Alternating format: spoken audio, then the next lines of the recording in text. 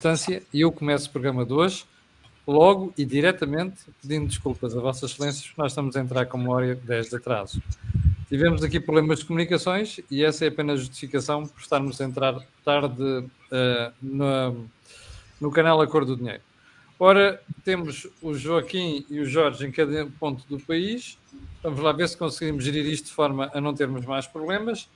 E, sem mais delongas, vamos então ao programa de hoje. Não sem antes lembrar que este canal tem uma parceria com a Prozis. Ora bem, o que é que temos para a agenda desta semana? Muito simples. Marcelo fala, mas o Primeiro-Ministro não ouve. Em segundo lugar, a entrevista da Ministra Mariana Vieira da Silva. E em terceiro lugar, a viagem de Marcelo ao Brasil. Joaquim, quer começar por onde? Por Marcelo e viagem ao Brasil, mas pelo facto do Primeiro-Ministro, do Primeiro-Presidente falar, e o Primeiro-Ministro parece fazer orelhas mocas. Não, acho que é melhor começarmos pela relação entre o Presidente e o Primeiro-Ministro. Porque quando um Presidente fala, mas o Primeiro-Ministro parece não ouvir, isso significa que o Primeiro-Ministro não concorda com a fala do Presidente. Mas a fala do Presidente não é necessariamente referenciada aos acontecimentos que estão a ocorrer na conjuntura. A fala do Presidente pode estar referenciada ao futuro que ele prevê e onde não vai poder contar com o Primeiro-Ministro. E por isso é que diz aquilo que o Primeiro-Ministro não quer ouvir e o Primeiro-Ministro não ouve deliberadamente, porque aquilo que ele está a fazer é apenas neutralizar a existência de alternativas. Enquanto que aquilo que o Presidente está a dizer é a necessidade de preparar alternativas. Ora, estas divergências de intenções proporcionam uma situação conjuntural que antecede a revelação de uma crise. Porque se um Primeiro-Ministro quer evitar a evidência da crise, o outro Presidente, que prevê a manifestação da crise, antecipa-se essa previsão e tenta alterar o jogo de forças para que, quando a crise se manifestar, poder ter uma alternativa. Isto significa que estamos numa situação que antecede a tempestade. Mas, Joaquim, quando Joaquim diz que estamos perante uma situação de crise, ou seja, uma situação que antecede a tempestade, está a falar de uma tempestade entre o Presidente da República e o Governo? Não, estou a falar de uma tempestade entre a realidade e o Governo. Isto é, a evidência da crise que está escondida com a propaganda dos fundos europeus vai surgir à superfície quando se verificar que não só os fundos europeus não são suficientes para responder à crise, como ainda por cima estão a ser utilizados de um modo que não favorece a resposta à crise. É isso que, penso, o Presidente está a pensar e por isso é que está a preparar para a tempestade que aí vem, mais do que a responder aos sinais de chuva que antecedem a tempestade. Antes de prosseguirmos, Joaquim, deixa-me ir ao Jorge. Jorge, qual é o teu take? Já agora quero lembrar às pessoas também que, além da relação deste canal com a Prozis, este programa específico tem ajudado à produção do grupo Sendis e Alidata, que faz software de gestão de empresas. Jorge, agora sim, a tua vez. Eu diria que quer o Presidente, quer o Primeiro-Ministro são bons ouvintes.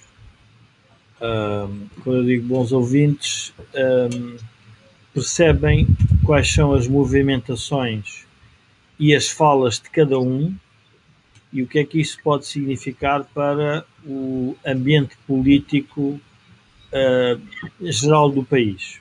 Jorge, mas explica-me só que se tu dizes que tanto um como o outro são bons ouvintes, como é que tu justificas que o Presidente da República esteja a fazer críticas, por exemplo, mais recente ao Plano de Recuperação e de Resiliência, e o Primeiro-Ministro faça orelhas mocas? Camilo, porque há uma luta entre o curto prazo orçamental e o longo prazo do país.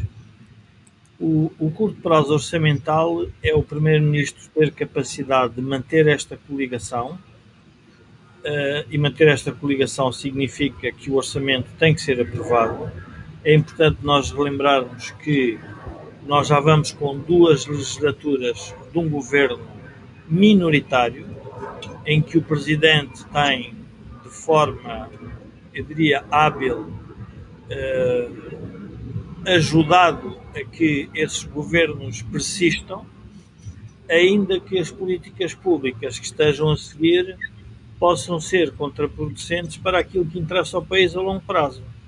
E, portanto, a luta está entre o Presidente, que está a olhar para o longo prazo e está a perceber-se que a forma como está a ser gerido, eu diria, o ciclo orçamental é contraditório contra os interesses do país.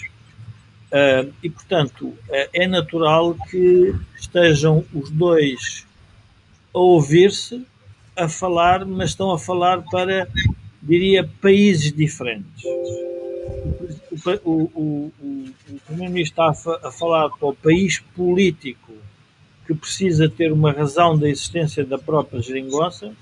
O Presidente está a falar para um país que precisa ter uma solução de longo prazo sustentável do ponto de vista, se quisermos, do crescimento económico. Jorge, mas isso não muda nada se fores reparar, não é? Porque tu dizes um está a falar para um, outro está a falar para outro. Mas nós temos um problema em concreto, que é uma oportunidade para utilizar dinheiros que vêm de forma, enfim, surpreendente a Portugal e que nós corremos o risco de malbaratar e, portanto, os alertas sobre como gastar esse dinheiro estão a ser feitos e ninguém está a ouvir.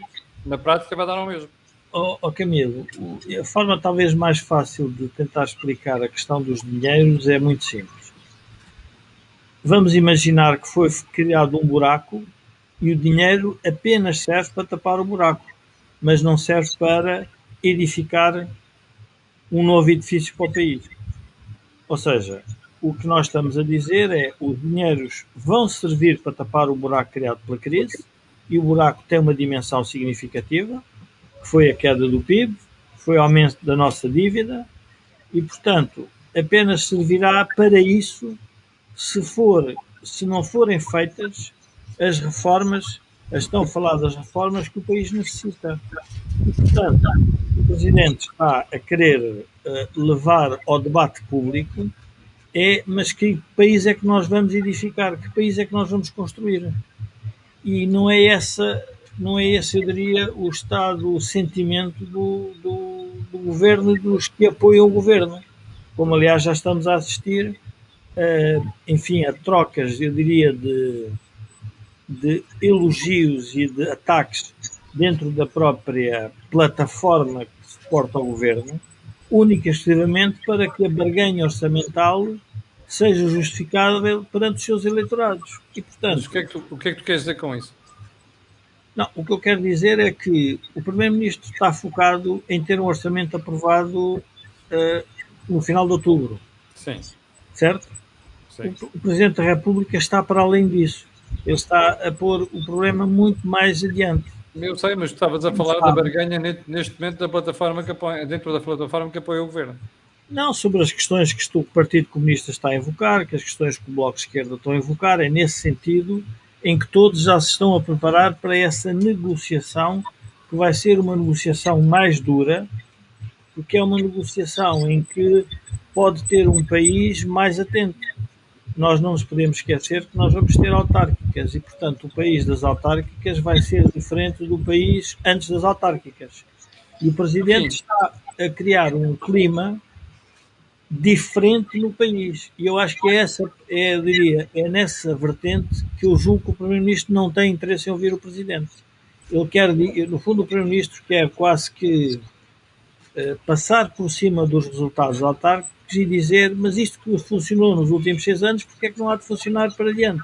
Se o Mas era aí Partido que eu, Socialista sim, ó ganhar. Jorge, mas era aí que eu queria chegar. Nós podemos estar aqui com a filosofia que quisermos sobre o posicionamento de um e do outro. Na prática, o que nós estamos a ver é que os alertas sobre a forma de gastar dinheiro não estão a ser ouvidos e, portanto, nós corremos o risco de perder uma oportunidade. Corremos o risco de comer uma oportunidade? Não, nós a oportunidade vamos perdê-la porque perdemos a oportunidade nos últimos 20 anos de crescer economicamente. Portanto, não é pelo facto de nós termos agora os fundos que vai ser o maná e que isto vai nos resolver o problema. Não é essa a questão essencial que. Vamos ver, a disputa política entre o Presidente e o Primeiro-Ministro, na minha opinião, tem a ver com a ideia que têm para um país de futuro, que obviamente é distinto um do outro.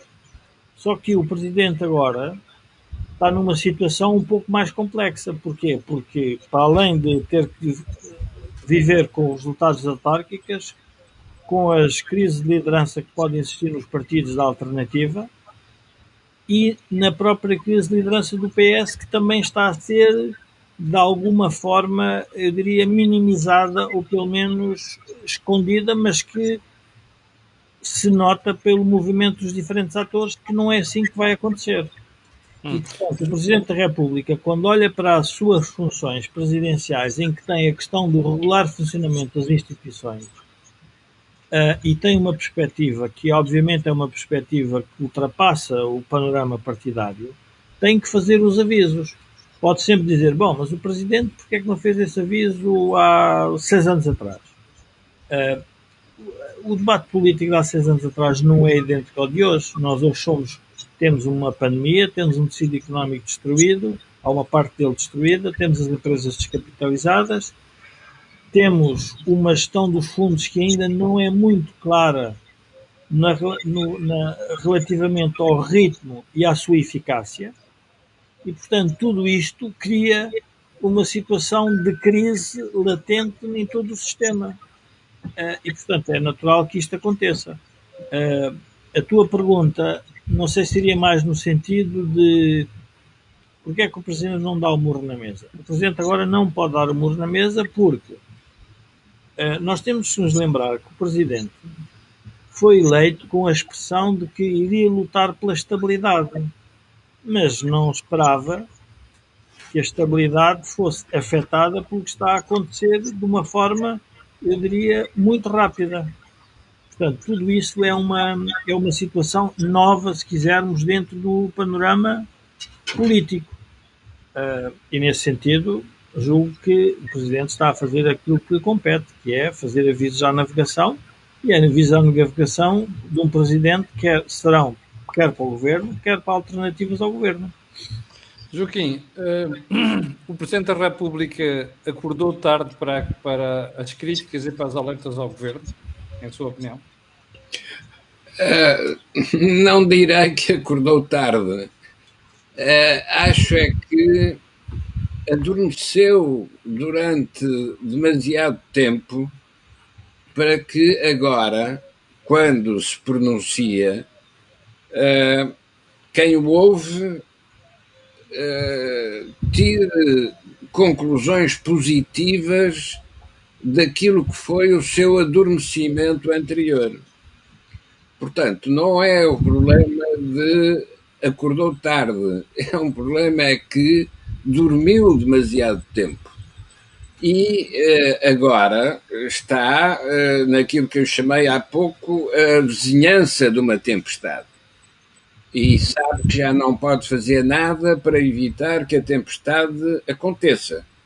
E, portanto, prepara-se para a fase seguinte, a fase de reagir à tempestade. O que é a tempestade? É que esta crise sanitária tem efeitos económicos inéditos, no sentido em que nós nunca tivemos que responder a desequilíbrios económicos provocados por uma travagem súbita da economia. Todos os fluxos foram interrompidos. E, portanto, quando ligar as canalizações outra vez, vai verificar que muitas delas vão rebentar, porque já não eram de grande qualidade, agora entrou ar nas condutas e, portanto, quando se volta a ligar a água, vai ter condutas a rebentar. Será que o Primeiro-Ministro desconhece isto? Não, não desconhece. O Primeiro-Ministro tem um problema com a TAP, mas tem um outro problema idêntico com uma têxtil de Castelo Branco chamada de Elmar. E, com escalas completamente diferentes, são ambas situações de empresas que estão em falência e uma o Estado quer ajudar, a outra o Estado diz que já não vale a pena ajudar. Ora, estes são os problemas que nós vamos ter no futuro imediato.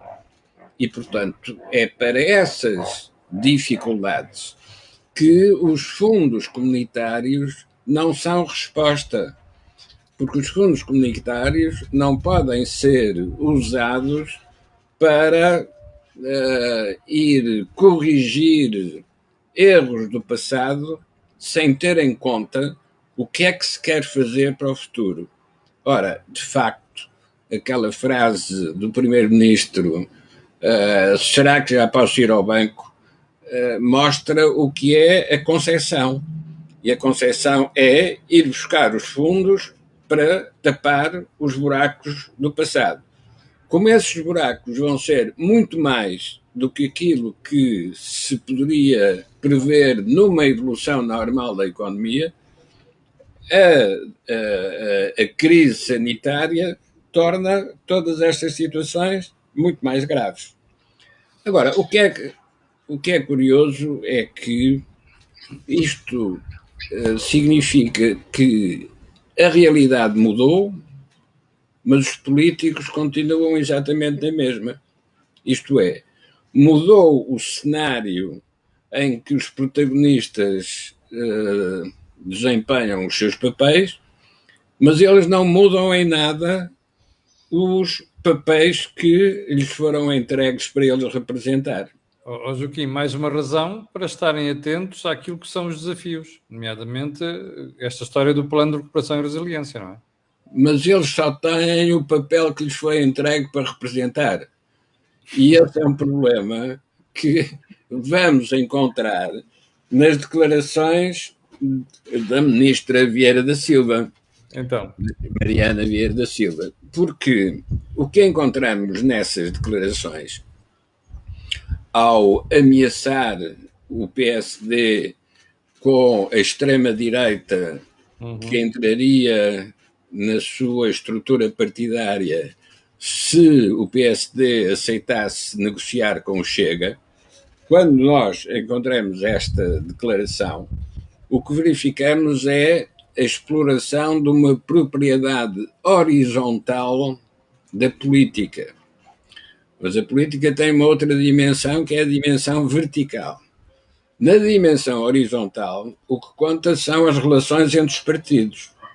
Ora, se um partido, que é o Partido de Charneira, Partido Socialista, se pode aliar à esquerda para ter uma maioria parlamentar, esse mesmo partido quer proibir um outro partido no centro-direita de se fazer alianças à direita para também atingir uma maioria parlamentar. Ora, esta diferença, esta assimetria é muito curiosa porque existia uma assimetria oposta no passado, quando o Partido Socialista considerava que não se podia aliar com o Partido Comunista e com os partidos de extrema-esquerda, porque esses eram contrários à democracia pluralista. Trocou-se essa assimetria e agora é o próprio Partido Socialista que quer impor uma outra assimetria, que é o PSD não pode fazer alianças à direita para além do CDS. Joaquim, já agora uma pergunta, porque esta pergunta não está a ser feita aí nos meios políticos, que é, como é que o PSD pode fugir a este empurrão da esquerda que quer colocar nos braços do Chega? Claro que quer colocar nos braços do Chega, porque essa é a maneira de continuar a poder fazer a sua aliança à esquerda para ter uma maioria parlamentar. Só que esta dimensão horizontal, que é a única que a ministra Vieira da Silva considerou, tem que ser articulada com a dimensão vertical. E a dimensão vertical na política é aquela que liga o poder aos problemas e o poder ao eleitorado. Isto é, para cima, na dimensão vertical, quem está no poder tem que responder aos problemas da governação, e ou responde bem ou responde mal. Se responder mal, então, na dimensão para baixo do eixo vertical, tem o eleitorado que, ao verificar que o governo está a responder bem ou está a responder mal, vai confirmar ou alterar aquilo que foram as suas escolhas anteriores. Porque o problema da democracia não é eleger os melhores. O problema da democracia é poder afastar os que falham sem ter de recorrer à violência, isto é, pela mera observação dos resultados da governação. Ora, se a tempestade de que se falou há pouco se abater sobre este governo, então é esta maioria parlamentar de esquerda que fica confrontada com a sua incapacidade para responder aos problemas. E nessa altura, o eleitorado irá pronunciar-se nas próximas eleições, quando elas se realizarem, em função daquilo que foram os resultados recentes dessa governação. E, nesse sentido, não interessa atirar o PSD para a extrema-esquerda, porque o que pode acontecer é que um PSD com uma liderança estável use os erros de governação e o agravamento dos problemas da crise económica para atacar o PS. Joaquim, já volto a isso. Deixe-me só regressar ali ao Jorge, porque tenho aqui mais uma questão. Jorge, ainda no pormenor da relação entre o Presidente e o Primeiro-Ministro, por causa dos alertas e por causa dos avisos que estão a ser feitos. Vamos imaginar esta situação. O Joaquim dizia há bocadinho que o Presidente da República não acordou tarde, dormiu durante muito tempo, durante demasiado tempo. Mas agora vê este alerta. Imagina que daqui a um ano ou dois, com a crise perfeitamente instalada e com falências a ocorrerem, e com os portugueses a perceberem que alguma coisa está mal do ponto de vista de desenvolvimento, porque o dinheiro não está a servir para repensar o país, está a servir para tapar buracos, como dizia o Joaquim, a pergunta que os portugueses vão... aliás, a pergunta que os portugueses poderão fazer é esta. Então, mas espera aí, o senhor Presidente da República não devia ter alertado o país para isto mais cedo?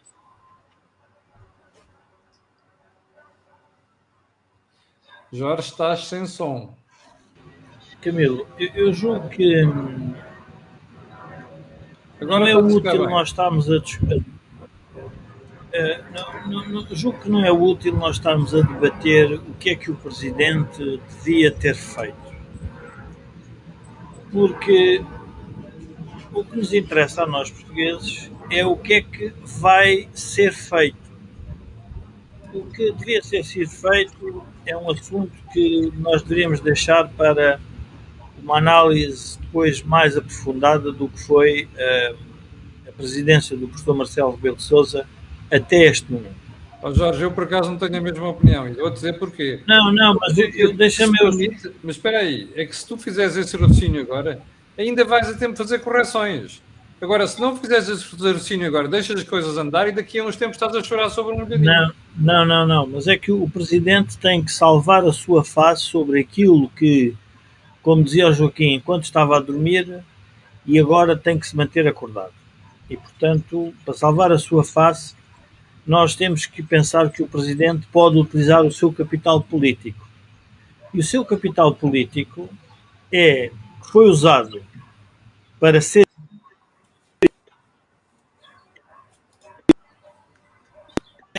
Estás com problemas de som. Não, de largura de eu banda. eu até convivo com uma alternativa que não faz parte da minha matriz original política, mas ele neste momento pode usar o seu capital político para alertar o país para aquilo que são as soluções que são necessárias. E ele já está a fazê-lo. E está a fazê-lo, obviamente, usando esse seu capital político. Porque ele teve um capital político ser eleito por sufrágio universal, direto, e, portanto, pode usá-lo, e é nisso que os portugueses se devem concentrar, é nas alternativas ao que temos. Ó Jorge, vou ser chato e fazer o papel de desmancha prazeres dizendo-te o seguinte: tenho a certeza que neste momento, entre as 1200 pessoas que estão em direto, haverá pessoas a dizer assim: com esta preocupação que vocês têm de desculpar os líderes políticos, não vamos a lado nenhum. Nós estamos a tentar analisar aquilo que os líderes políticos devem dizer para a realidade concreta. E a estabilidade que o Presidente elegeu como bandeira da sua presidência provavelmente não faz sentido quando essa estabilidade gera um país, diria, conservador, retrógrado e sem crescimento económico. Mas aí é que eu quero chegar, Jorge. Não faz sentido nenhum nós termos estabilidade na miséria. Se nós Claro. tivermos que ter crises políticas para melhorar isto, venham as crises Camilo, políticas. e por isso o Presidente pode, uma interpretação, estar a construir, se assim o entender, a sua mudança de agulha. E a sua mudança de agulha é: eu estou a fazer aviso à navegação e quem está no leme não me está a querer ouvir. Ele está a dizer: está ali um iceberg. Jorge, estás com problema de som. Sim, está bem. Estou com problemas de som e não estou com problemas de audição. Mas concretos que tu me querias pôr relativamente ao Presidente, eu só queria relembrar a frase porque ela, vamos lá ver, revela, eu diria, um cinismo político e uma demagogia e uma hipocrisia sem precedentes. Por uma razão simples. Se nós admitirmos que em democracia os extremos podem fazer parte das soluções governativas, então temos que admitir que qualquer que seja o extremo, ele pode vir a fazer parte. Agora, nós não podemos ficar monopolizados por um partido que quer definir quais são os extremos úteis ou não úteis. E só queria relembrar que a ministra, o seu partido, não disse nas primeiras eleições que ia fazer um acordo com a tal extrema-esquerda. Não disse. Omitiu. O PSD também ainda não disse o que vai fazer e já estão a condicionar aquilo que o próprio PSD vai fazer. Ora, é óbvio que o PSD se vai recusar a decidir sobre essa matéria, como o próprio PS fez. É perante os resultados eleitorais que se constroem as alternativas. E, portanto, percebe-se o jogo político, porque a ministra fala em dois temas que querem, de alguma forma, assustar os portugueses. Um é: na pandemia não há botes expiatórios, ou seja, qualquer que seja a gestão, ela é boa porque teve que ser feita perante uma catástrofe que ninguém dominava, e isso é uma meia-verdade.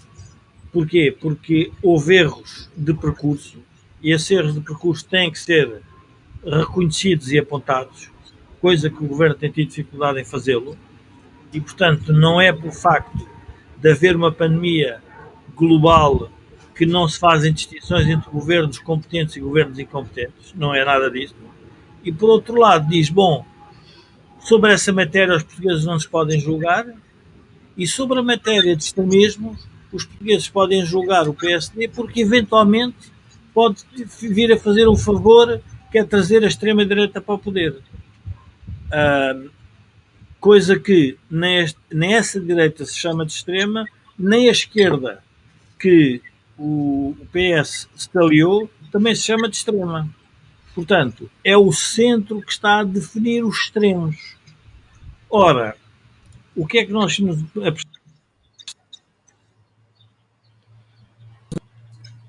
Jorge, como estás outra vez com problemas de largura de banda, eu aproveito para te colocar outra questão, para o caso de me conseguires ouvir, que é a mesma pergunta que eu fiz ao Joaquim há bocadinho, que é, já se percebeu claramente que Mariana Vieira da Silva está a tentar empurrar o PSD para a extrema-esquerda. Aliás, não é só ela, são os comentadores afetos ao Partido Socialista e ao Governo, alguns deles frequentadores assíduos das televisões, é o próprio Primeiro-Ministro, é o Ministro de Gosta de Manhar na direita, é o Ministro Pedro Nuno Santos, estão todos a empurrar o PSD para o Chega, que é para dizer às pessoas, olha, está ali o papão. Parece o Mário Soares na campanha eleitoral com Freitas do Amaral em 1985. Como é que o PSD pode escapar isso?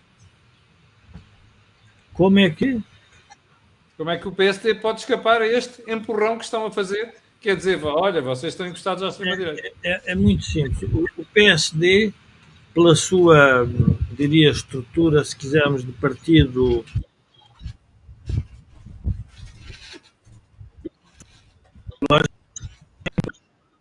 Os operadores bem se fartam de dizer que o país está bem coberto com 4G, mas depois temos estes exemplos. Não, o PSD, portanto, nessa matéria, julgo que não tem nenhum problema em explicar que é realmente o partido da alternativa ao poder. Então dá aí a receita, se faz favor, que o PSD está calado. Não, mas é que o PSD vai ter uma vantagem enorme nesta crise. Porque é um partido que teve uma disputa de liderança, diria, acesa, teve um líder que se prontificou a ajudar o governo para reformas e o Partido Socialista recusou essa ajuda em diferentes momentos. E por outro lado, o PSD é um partido que tem muitas linhas, eu diria, também de pensamento. E, portanto, nessa matéria também é muito eclético. Ele pode, eu diria que é um partido que tem essa característica de ter, diria, quase conservadores, liberais, sociais-democratas, sociais-democratas mais à esquerda, tem tudo. Sim. E, portanto, é um partido nessa matéria que não... É um bom saco de gatos. É um bom, exatamente. E, portanto, e por isso é que também andam sempre numa luta interna quase permanente. Sim. Onde eu quero chegar é o seguinte: porque é que o PSD tem uma boa oportunidade? Porque se nós todos estamos a ver que em 26 anos 19 foram governados pelo PS,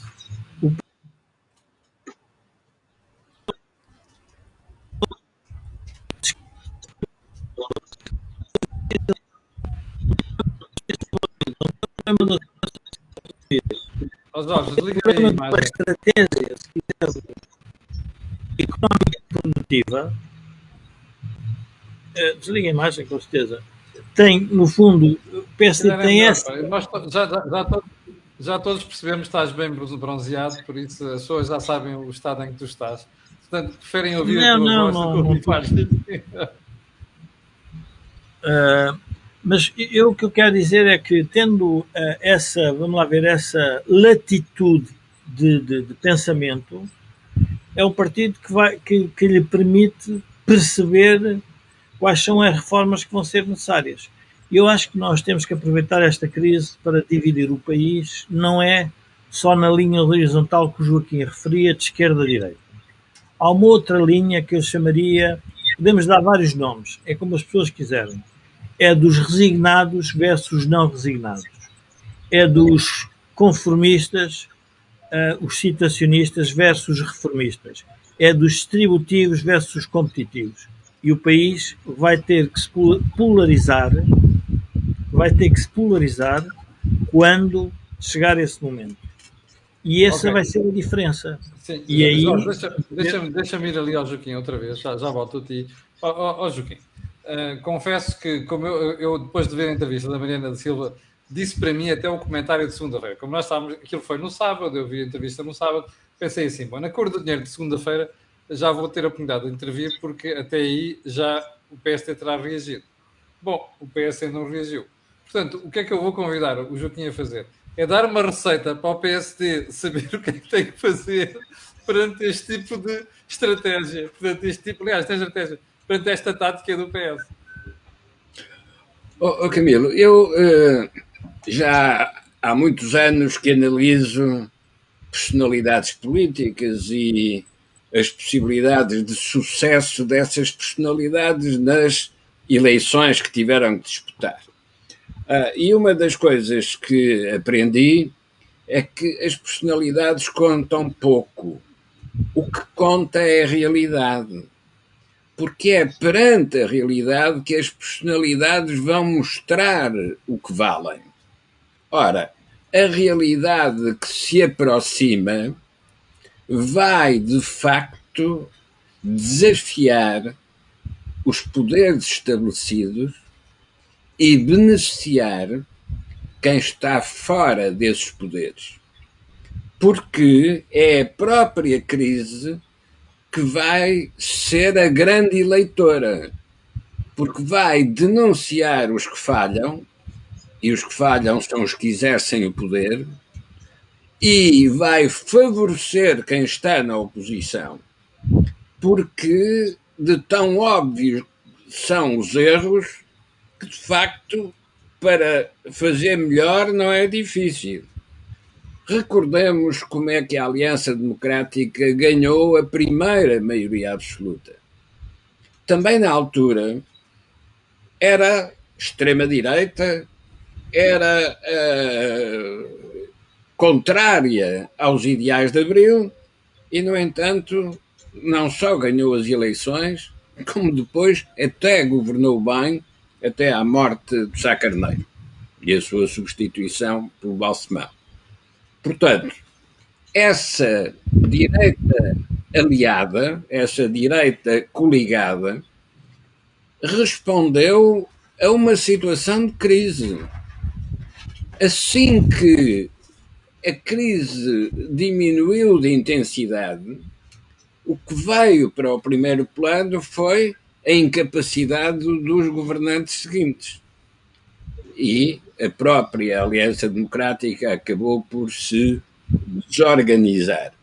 Na situação atual, quem estiver no PSD e tiver capacidade para apresentar uma plataforma programática que recolha apoios partidários depois dela apresentada, tem a oportunidade única de reconstituir não apenas o PSD e o CDS, mas também de mostrar que a tal extrema-direita agressiva eleitoralmente não tem conteúdo programático para apresentar. E, portanto, essa extrema-direita vai encontrar uma situação que, do ponto de vista estratégico, é relativamente simples. Só tem uma solução, que é apoiar o PSD e o CDS. Não é o PSD e o CDS que precisa da extrema-direita. É a extrema-direita que precisa que o PSD e o CDS sejam fortes para que essa extrema-direita tenha algum significado. Joaquim, mas é preciso que o PSD passe essa mensagem, que não está a passar. Camilo, é daquelas coisas que não é preciso ensinar ao rato onde é que está o queijo. Bem, os factos não parecem comprovar isso. O rato cheira. Agora, na situação atual, não é possível apresentar essa base programática que possa unificar uma alternativa ao atual Partido Socialista, porque hoje é o Partido Socialista que aparece como sendo o dono do cofre, aquele que tem a chave para abrir o cofre. Joaquim, mas era aí que eu queria chegar, porque o Joaquim há bocado dizia assim: é a crise que vai fazer de eleitora. Não é, Joaquim, sabe porquê? Porque os rapazes têm tanta sorte, depois de terem feito os buracos, agora vão ter 13,5 milhões de borla para tapar os buracos. Camilo, mas esse é que é o azar, não é sorte. É que o que se vai verificar, como se verificou em situações anteriores com a antiga maioria absoluta do PS, primeiro-ministro José Sócrates, o que se vai verificar é que, de facto, o dono do cofre não sabe o que é que há de fazer com o que tem lá dentro. E, pelo contrário, os problemas que tem cá fora são de tal ordem que o que está dentro do cofre não chega. E, portanto, é quem hoje se apresenta como tendo uma vantagem eleitoral, porque é quem está autorizado a ir ao banco, que vai mostrar a sua incapacidade para utilizar essa vantagem. É isto que forma a alternativa. A alternativa não é a qualidade dos que disputam o título de campeão. A alternativa surge do fracasso do campeão. Porque é quando o campeão fracassa que afinal se mostra, olha, afinal não valia nada.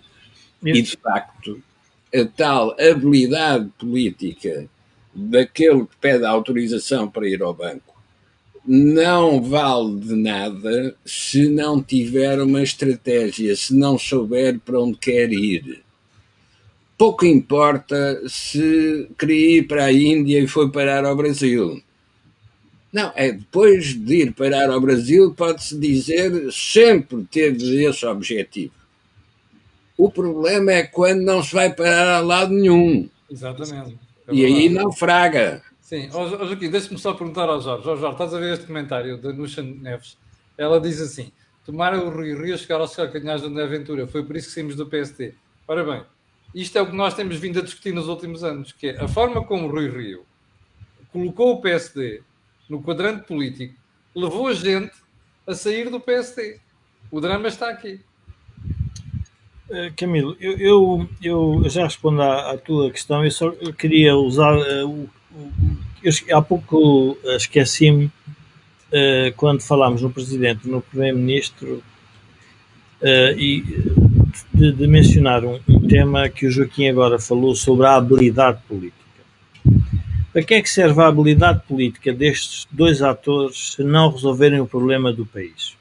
Apenas serve para, diria, entretenimento mediático e para termos, diria, diversão política, mas o problema é que a realidade vai obrigar a que haja liderança e decisão, não é só habilidade.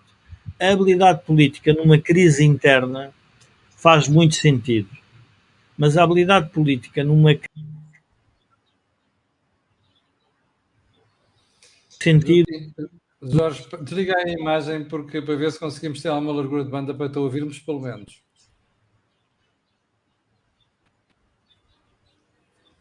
Bom, de facto não estamos a conseguir ter o Jorge em boas... Jorge? Jorge, congela a imagem. Eu tiro a imagem para ver se ficas com largura de banda. Agora estamos a ouvir, perfeitamente. Loud and clear. Afinal não é loud and clear. Eu talvez vou dizer uma verdade.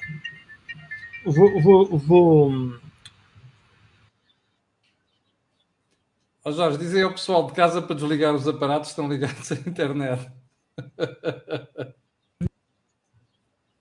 Espera só um minuto. Eu acho que é um tema do próprio computador que ele está aqui a entrar em loop. Eu só queria... o que eu queria... Eu vou dizer uma verdade lá para a Alice, que é para que aqueles espectadores que são mais... estão mais aborrecidos e indignados com a situação e com as sondagens eleitorais em que o PS vai à frente, que antes do muro de Berlim cair, ele estava intacto. Ou seja, sim, a queda do muro de Berlim dá-se num momento inesperado. Ou seja, nós não podemos... As pessoas, quando houve um espectador que dizia que o PSD não está com pressa. Aqui a pressa realmente pode ser inimiga, porque, e vamos nos relembrar da origem deste governo.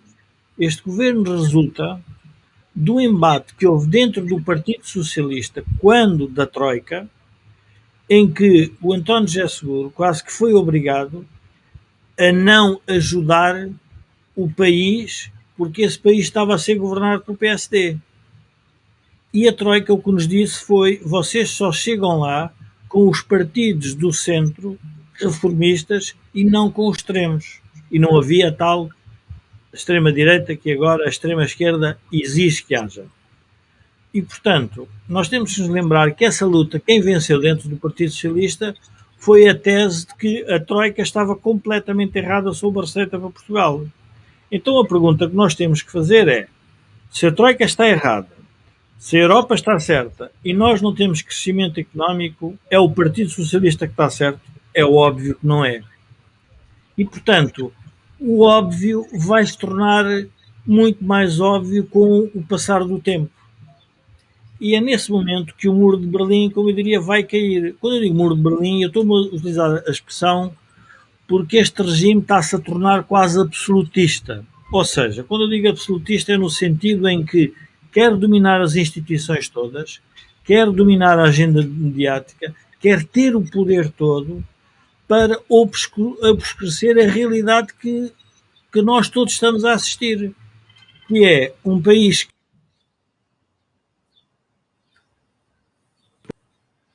Bom, enquanto o Jorge Marrão está ali com problemas de som outra vez, eu queria pôr aqui um comentário de um espectador, que é o Manuel António Silva, e diz assim: eu tinha saído do PSD quando entrou o Passos e agora voltei a entrar. Ó Manel, você pode continuar a meter a cabeça embaixo da areia se quiser, porque é óbvio que quando você fala de um caso ou dois, há de sempre haver um caso ou dois. O problema não é esse, o problema é quando você olha para as eleições e para as sondagens, você vê que o PSD caiu fragorosamente e vê o aparecimento de uma iniciativa liberal e do Chega, percebe? O problema está aí. E as sondagens apontam para aí. Mas se você não quiser ver, bem, julgo que estará a fazer um belíssimo trabalho como está a fazer a atual direção do PSD. Eu só queria também relembrar as pessoas de uma outra dimensão. Que analisem o resultado das reversões que o PS fez quando chegou ao poder. Se nós lembrarmos, relativamente aos transportes públicos, à TAP, a um conjunto de matérias, qual foi o resultado evidente que nós tivemos? Qual é o grande resultado? E uma das reversões, que foi a tão famosa devolução de IRS, nós depois, quando verificamos, é que os portugueses, em geral, pagam muito mais impostos com uma reversão de IRS. Então, mas afinal, os portugueses pagam mais impostos e o governo devolveu aos portugueses. Há qualquer coisa está errada na comunicação. Qual é o erro? O erro é que domina a opinião pública que parece que não houve uma carga fiscal que crescesse e é o contrário. A carga fiscal global sobre o PIB cresceu de forma extraordinária e não cresceu mais porque nos endividamos, o Estado se endividou mais, porque não eram impostos que nós tínhamos que pagar para fazer face ao déficit que não podíamos ter. E aí apareceram as cativações. Portanto, nós temos que lembrar que há toda uma narrativa que vai ser desmontada com a realidade. E isso é inexorável, Camilo. Não vale. Agora. Muito bem. Ó Jorge, agora queria te pedir a ti, porque nós hoje vamos ter que fechar o programa exatamente acima das 8 e 8 e 5. Gostava de pedir aos vocês os dois para comentarem isto. O Manuel Ferreira diz assim: o PS vai ganhar as autárquicas e com o Bazuca vai ganhar as legislativas. Quando muito, esse tal muro de Berlim só cai lá para 2027. Comentário, Jorge. Não, eu espero pelo comentário do Joaquim, que é muito mais sábio e experiente. Joaquim, a bola para si. Não, como nós já não temos tempo e o Jorge não tem imagem, estas previsões para 2027 ignoram a minha previsão da tempestade, porque 2027 já será um mundo completamente diferente daquele em que estamos hoje. E, portanto, as previsões que se fazem hoje não vão estar certas em 2027, seguramente. Então, o que é que se está a passar agora? Nós não resolvemos a descontinuidade de 2011, isto é, a descontinuidade da bancarrota e da intervenção da Troika. E não resolvemos em que sentido?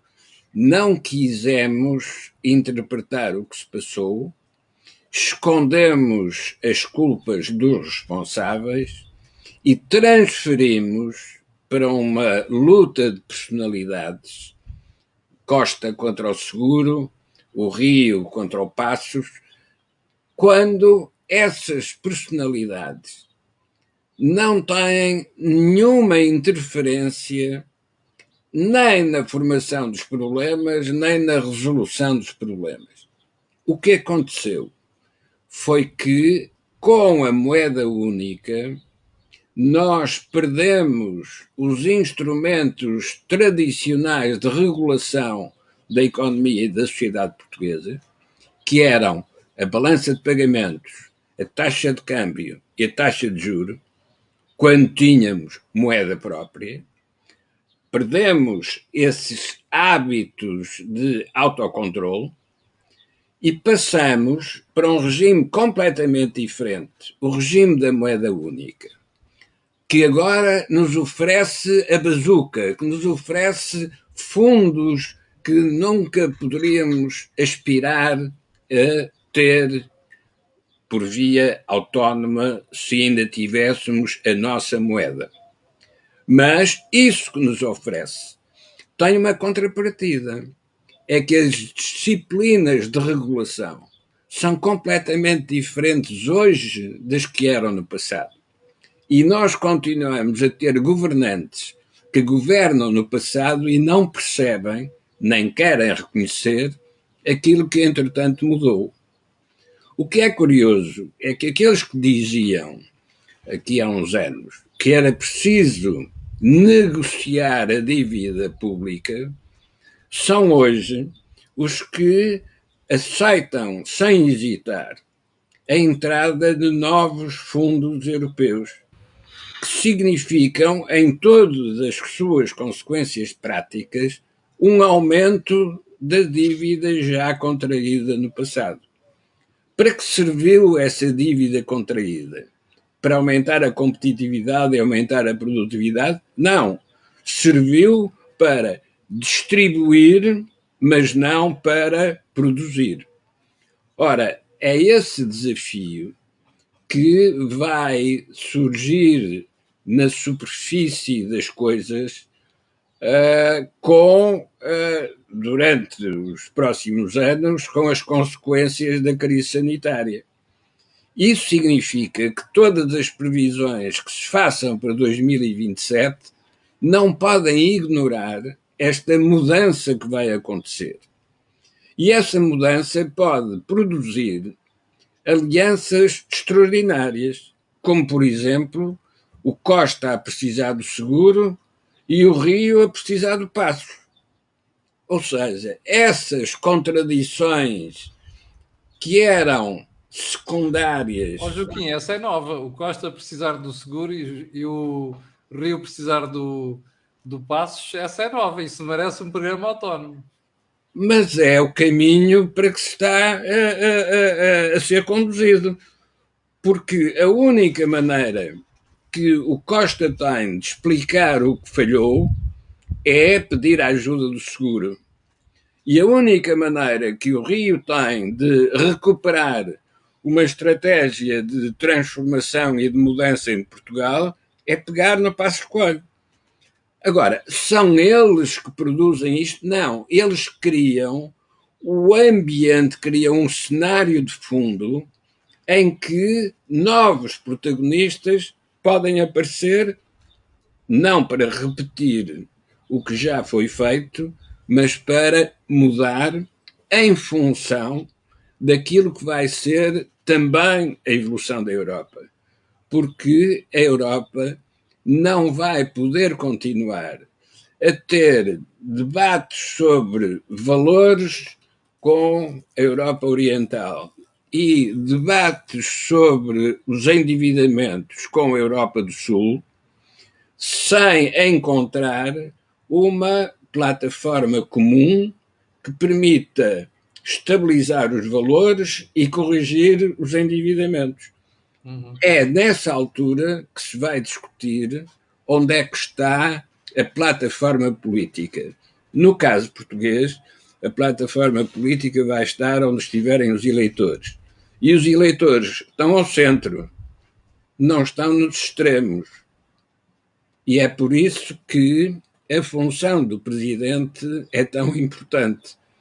É que o presidente é que tem esses eleitores do centro. É perante esses eleitores que lhe deram 2 mandatos, é perante esses eleitores que ele vai ter de se pronunciar. Bem, Jorge, antes de fecharmos o programa, muito rapidamente quero pedir para comentares esta questão que o Joaquim estava a falar. E já agora eu deixaria este mote, eu pus o comentário aqui do Luís Ferreira em direto. Porquê?